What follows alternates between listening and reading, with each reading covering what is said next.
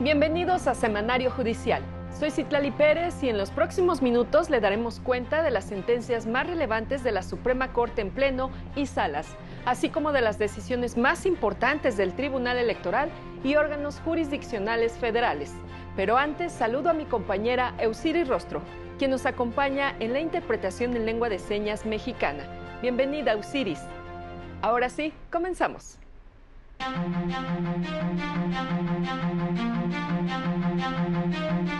Por ser contraria a la reinserción social, la Corte invalidó disposición que regulaba la prisión vitalicia en el Estado de México. La primera sala estableció que procede condonar o reducir el pago de renta de un inmueble cuando por causas de fuerza mayor no puede ocuparse. La segunda sala determinó que las entidades federativas no tienen facultades para declarar una actividad como patrimonio cultural inmaterial. Una justicia independiente es fundamental para garantizar la protección de los derechos humanos, aseguró la jueza Juana Fuentes Velázquez.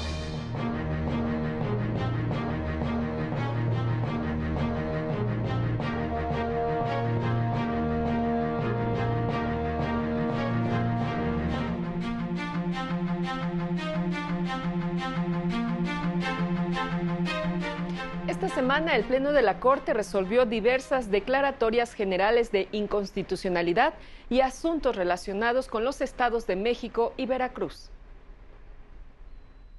Esta semana el Pleno de la Corte declaró inválidos diversos artículos de la Ley de Austeridad de Veracruz al resolver una controversia constitucional promovida por el Poder Judicial local. Invalidó la prohibición de cubrir con recursos públicos, haberes de retiro, regímenes especiales de jubilación y pensión y seguros de gastos médicos mayores de vida o de separación, salvo para los servidores públicos con funciones de alto riesgo. Contraviene lo dispuesto por la fracción cuarta del artículo 127 constitucional, que sí permite la existencia de jubilaciones, pensiones o haberes de retiro, entre otros conceptos, siempre y cuando estén asignados a través de los instrumentos jurídicos que prevé ese mismo numeral. También invalidó el primer párrafo del artículo 9, que limitaba los gastos por servicios de telefonía, fotocopiado y energía eléctrica, combustibles, viáticos, mobiliario, remodelación de oficinas, equipo de telecomunicaciones, entre otros, así como el artículo 13 en la porción que calificaba como grave la falta administrativa por incumplir cualquiera de las disposiciones de la ley. El martes el Pleno declaró la invalidez del artículo 242 fracción quinta del Código Penal del Estado de México en la porción normativa o prisión vitalicia, esto por ser contraria a la reinserción social. Esta es abiertamente contraria a la finalidad de la pena de prisión prevista en el artículo 18 constitucional, pues se traduce en la neutralización social del sentenciado, en tanto, al coincidir la sanción en una duración idéntica a la de su vida, se suprime por completo la posibilidad de reintegrarlo a la sociedad. En otro asunto, realizó la declaratoria general de inconstitucionalidad del artículo 10 de la Ley de Aranceles de Baja California. El Congreso Estatal no realizó las reformas correspondientes en el plazo de 90 días, luego de que la primera sala ya había declarado la invalidez de la disposición. El jueves, el Pleno declaró inconstitucionales con efectos generales 3 artículos del Código Penal de Chihuahua que regulaban el delito de aborto en ese estado y que la primera sala ya había declarado inválidos por ser violatorios de derechos humanos de mujeres y personas con capacidad de gestar. Las disposiciones legales las obligan a ser madres, lo cual es contrario a su proyecto de vida, atenta directa y frontalmente con su derecho al disfrute del más alto nivel posible del bienestar físico, mental y social, conforme al cual se les reconoce el control de su salud y el control de su cuerpo, con inclusión de su libertad sexual. Los efectos de esta declaratoria serán retroactivos para las personas investigadas, procesadas o hayan sido condenadas por el delito de aborto voluntario. Al resolver otro asunto, el Pleno no alcanzó los votos necesarios para declarar la invalidez con efectos generales del sistema de prohibiciones relacionado con la comercialización de productos que contengan concentraciones de tetrahidrocannabinol iguales o menores al 1%. También en esta sesión el Pleno declaró sin materia, infundados o desestimó diversos recursos de inconformidad contra determinaciones sobre la no elegibilidad de diversas personas y que fueron emitidas respectivamente por los comités de evaluación de los poderes legislativo y ejecutivo federales. Para el canal del Poder Judicial de la Federación, Mario López Peña. El Pleno de la Suprema Corte fue notificado de la renuncia de los integrantes del Comité de Evaluación del Poder Judicial Federal. En la carta firmada por los 5 integrantes se explican que ante la imposibilidad jurídica de continuar con el proceso encomendado y actuando siempre hasta el máximo de sus posibilidades dentro del marco constitucional, decidieron presentar su renuncia con carácter inmediato e irrevocable.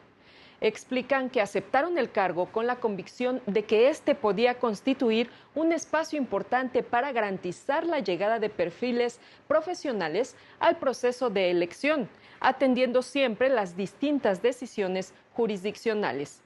Agregan que hoy perciben inviable la tarea que les fue encomendada, agradeciendo la oportunidad de haber participado en este ejercicio, al tiempo que reiteraron su compromiso con la defensa de los derechos humanos, de la democracia y del Estado constitucional del derecho. Y esta semana la primera sala resolvió asuntos relacionados con contratos, daño moral, notificaciones, emplazamiento en materia mercantil y arrendamiento. En su sesión del miércoles, la primera sala de la Corte estableció directrices sobre el incumplimiento de un contrato de arrendamiento en la Ciudad de México ante casos fortuitos o de fuerza mayor que impidan el uso total o parcial de un bien que sea rentado. Interpretó que en la Ciudad de México, conforme al Código Civil local, la persona arrendataria puede solicitar la condonación o reducción de rentas cuando por casos fortuitos o de fuerza mayor no puede utilizar el bien arrendado de forma total o parcial hasta por 2 meses, al cabo de los cuales, si el impedimento subsiste, puede solicitar la rescisión o modificación del contrato para reducir el monto de la renta. En otro caso, declaró válido el emplazamiento realizado en territorio de Estados Unidos mediante carta rogatoria entregada a través de una agencia particular de mensajería para acudir a un juicio mercantil en México. Esto de conformidad con la Convención de La Haya sobre la notificación o traslado en el extranjero de documentos judiciales y extrajudiciales en materia civil o comercial. Determinó que esa convención permite que las notificaciones puedan hacerse por otros métodos, como el correo o mediante personas privadas, cuestión a la que no se opuso Estados Unidos como Estado parte. Por lo tanto, el envío de la carta rogatoria por mensajería privada es legal. También en su sesión de este miércoles, la sala determinó la constitucionalidad de que en el estado de Sonora las notificaciones personales realizadas por correo electrónico surtan efectos en la fecha de envío que aparezca en la constancia del sistema electrónico respectivo. De acuerdo con la sala, las disposiciones correspondientes del Código de Procedimientos Civiles Locales responden al derecho humano de acceso a la justicia, no resultan irracionales ni generan incertidumbre jurídica. Al resolver un amparo directo en revisión, la sala interpretó que la exigencia de acreditar la conexión entre el daño y la causa para que proceda la acción de daño moral aplica tanto para la responsabilidad civil objetiva como para la subjetiva. Esto derivado de un asunto que tuvo por origen el fallecimiento de un hombre mientras limpiaba una cisterna industrial propiedad de una empresa cervecera. Por otra parte, la sala resolvió que es constitucional la regulación aplicable al régimen de contratación pública de la Comisión Federal de Electricidad, de acuerdo con la etapa en que se encuentra el proceso. Explicó que dependerá del momento en que surja una controversia para que sea el Tribunal Federal de Justicia Administrativa, es decir, durante el proceso de contratación, o de los tribunales del Poder Judicial de la Federación, una vez firmado y adjudicado el contrato. Para el canal del Poder Judicial de la Federación, Mario López Peña. La segunda sala de la Corte determinó que es posible decretar la suspensión provisional contra la inclusión en la lista de personas bloqueadas que emite la Unidad de Inteligencia Financiera, con el fin de que la elimine de manera provisional, lo que implicaría que tenga acceso a los fondos contenidos en las cuentas de la manera habitual en que lo hace. Lo anterior lo estableció al resolver una contradicción de criterios entre tribunales colegiados de circuito.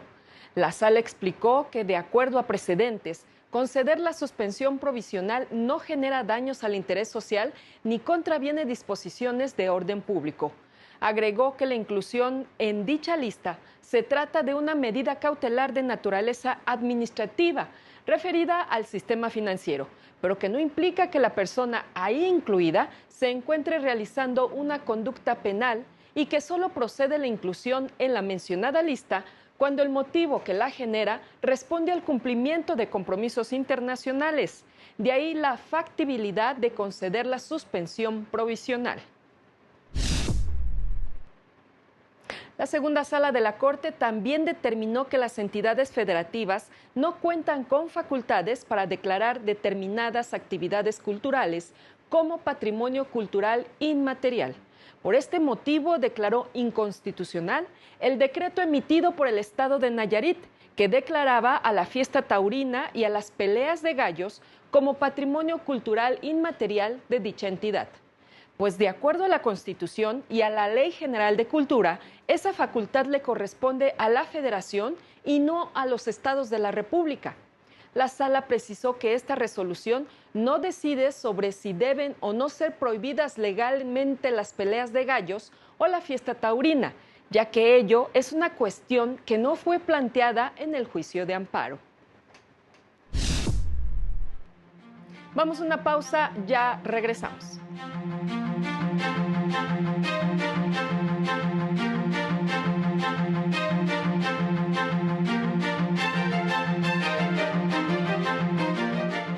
Al regresar, presenta Justicia TV, producción que analiza el sistema de justicia desde distintas visiones.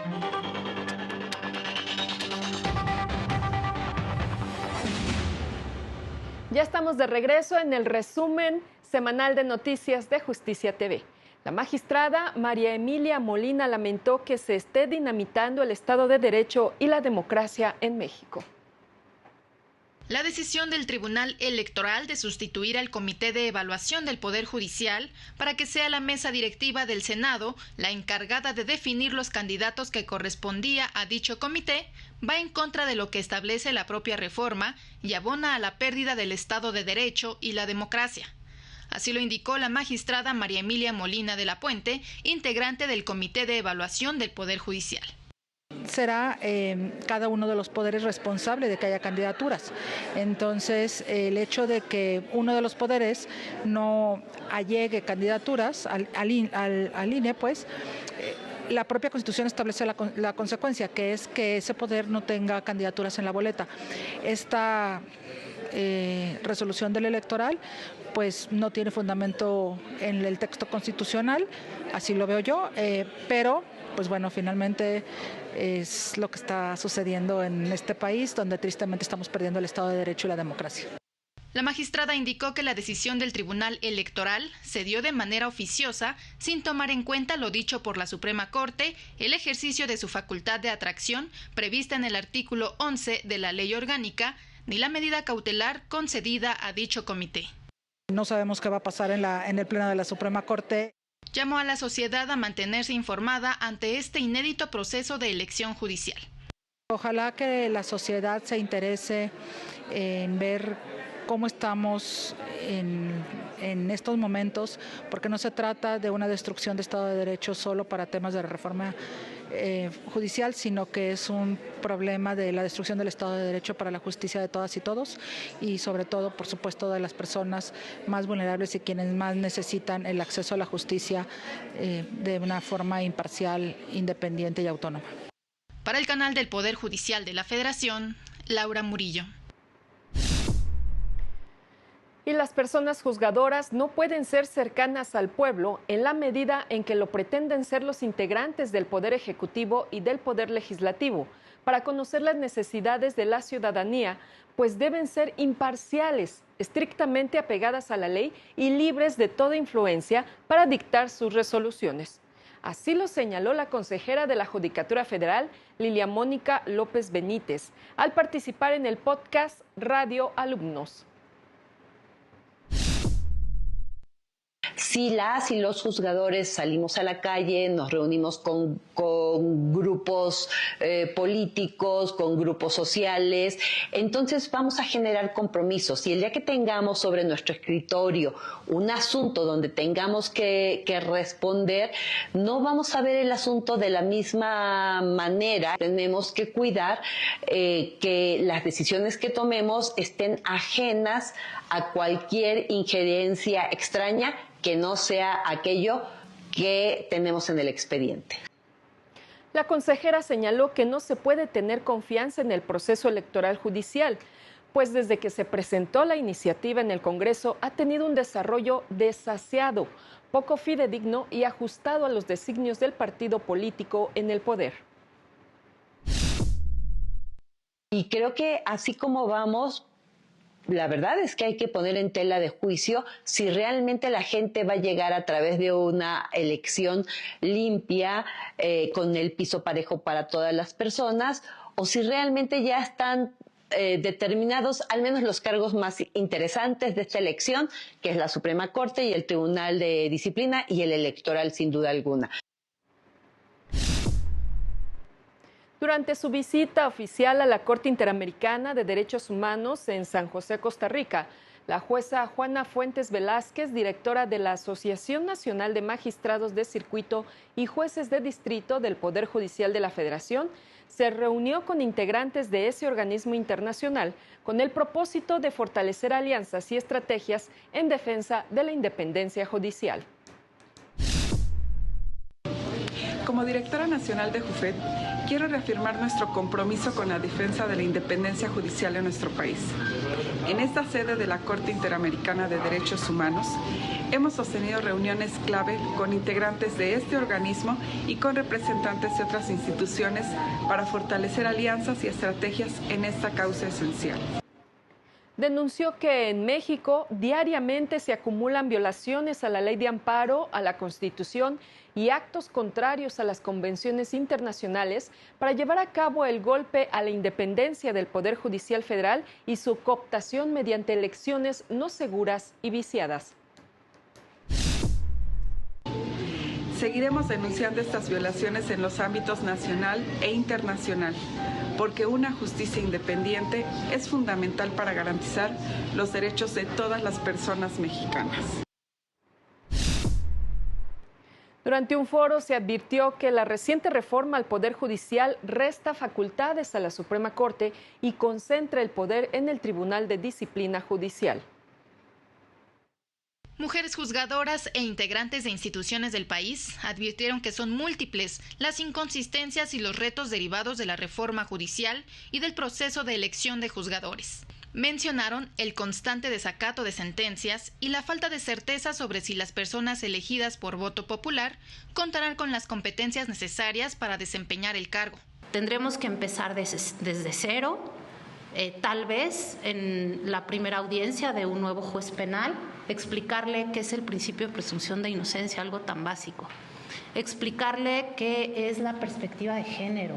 Agregaron el alto número de perfiles que deberán de conocer las personas votantes. Señalaron que en algunas entidades serán 13 boletas sobre las que tendrán que elegir los ciudadanos. Ya hay 17 entidades federativas que también van a tener elección de personas juzgadoras a nivel local. Entonces se van a sumar esas boletas. Acabo de estar en Tlaxcala y me decían, probablemente nosotros tengamos 7 boletas. Entonces 7 boletas a nivel local más 6 a nivel federal. 13 boletas van a tener que llenar las personas cuando vayan a la elección. Entonces, ese es otro gran reto que tenemos. En el primer encuentro nacional Co-Construyendo Justicias, oportunidades para una reforma judicial, destacaron que será el Tribunal de Disciplina Judicial el que concentre el poder y delimite el margen de acción de las y los nuevos juzgadores. Hasta dónde sí pueden decidir y hasta dónde no van a poder decidir.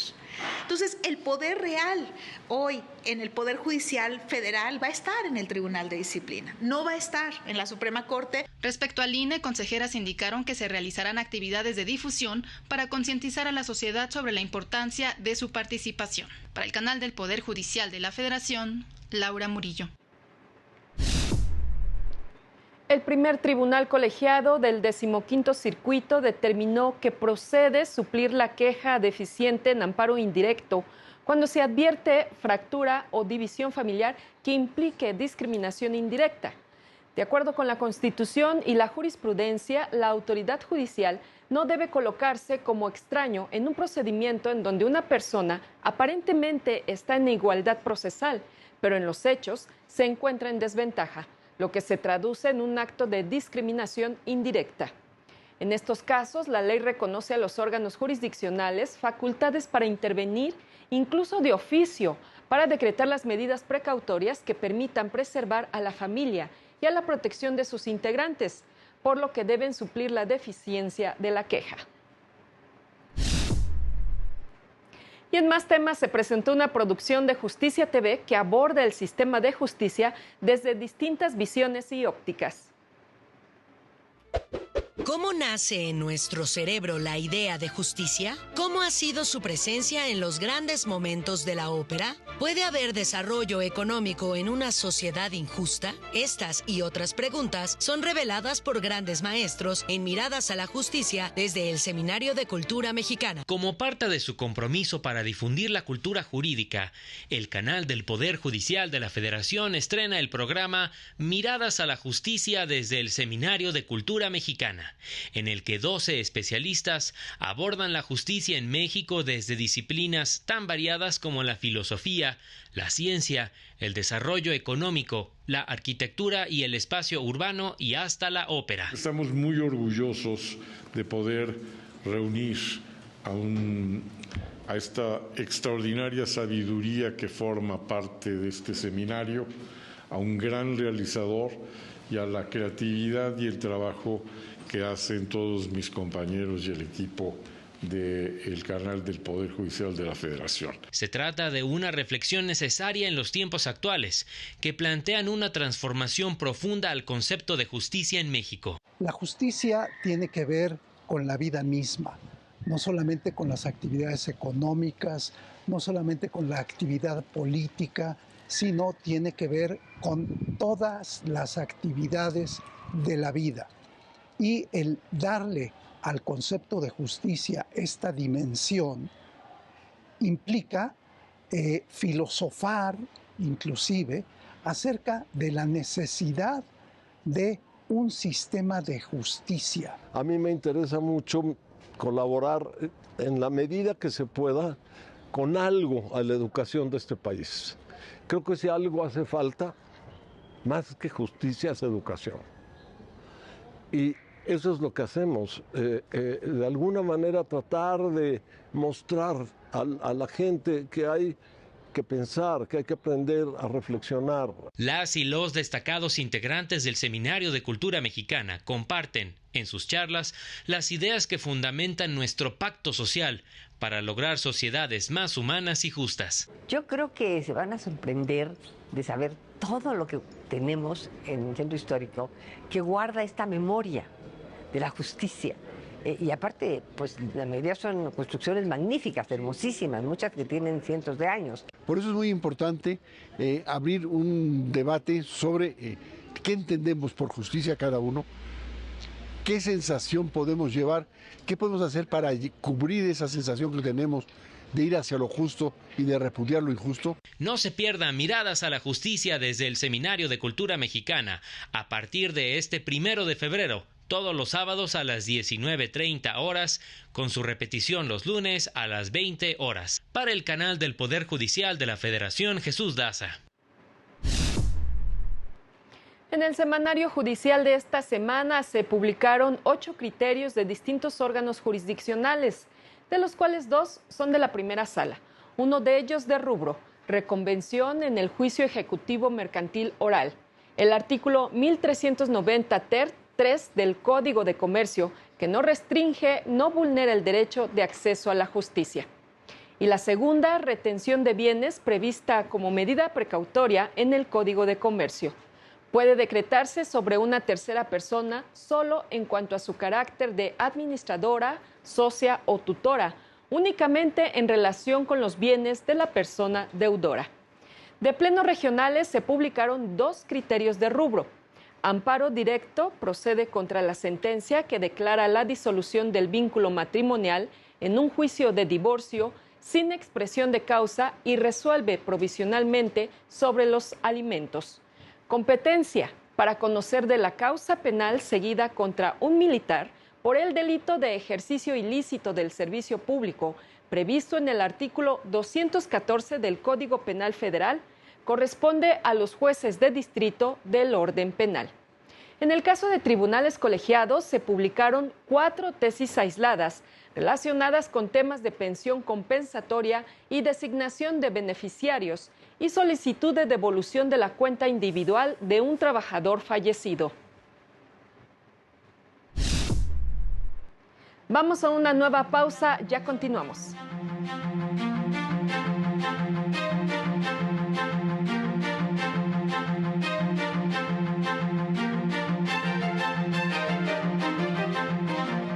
Más adelante, advierten que elección judicial propiciará un retroceso de 30 años en la impartición de justicia.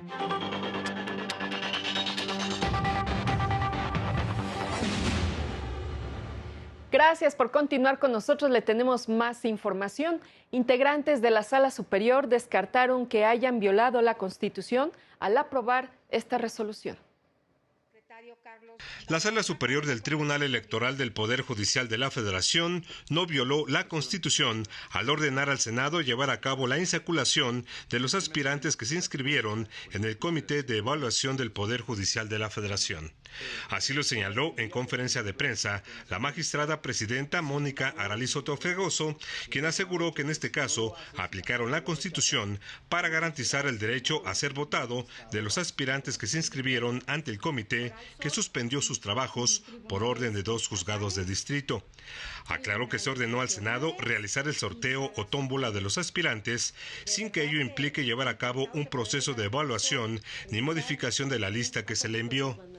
Este tribunal no puede permitir que sus sentencias no se cumplan y no puede permitir que un juez incompetente pretenda querer arrebatarle a este tribunal, imagínate, los juicios que llegan aquí y pues la competencia. Entonces, sí es importante reiterar, el tribunal no ha violentado la Constitución, el tribunal no está sesgando al juzgar, el tribunal está aplicando literalmente como lo instruye la propia Constitución.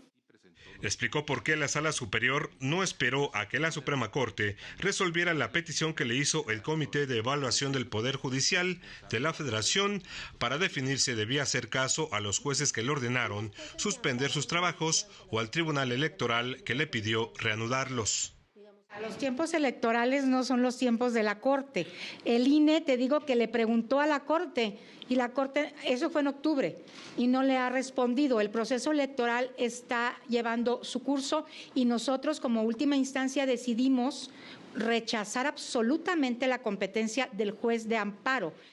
El magistrado Felipe de la Mata Pizaña aseguró que la mayoría de la Sala Superior solo actuó conforme a lo que manda la Constitución frente a una autoridad rebelde. Si alguien está queriendo entorpecer la elección, no sé si sea el caso, pues lo que estamos haciendo es quitar todas las piedritas en el camino. Va a haber elección porque la Constitución lo mandata.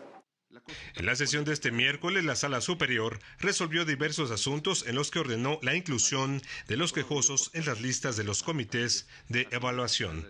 Para el canal del Poder Judicial de la Federación, Juan Carlos González. Académicos aseguraron que con este proceso estamos entrando a una etapa absolutamente absurda, lo cual no vulnera la independencia y autonomía del Poder Judicial, pues el proceso de insaculación no garantiza la capacidad técnica y los conocimientos necesarios para desempeñar una tarea tan importante como lo es la impartición de justicia.